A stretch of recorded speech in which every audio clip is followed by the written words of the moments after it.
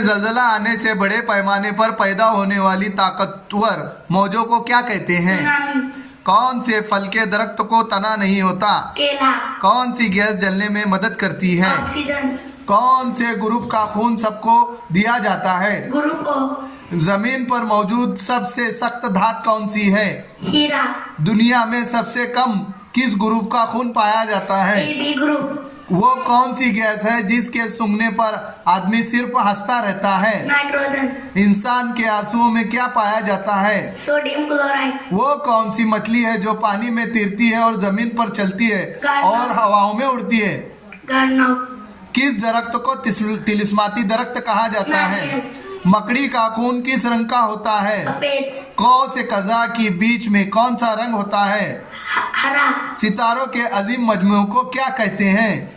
कहकशा, सूरज का अंदाजन कुत्र कितना है? 13 लाख किलोमीटर। Very good.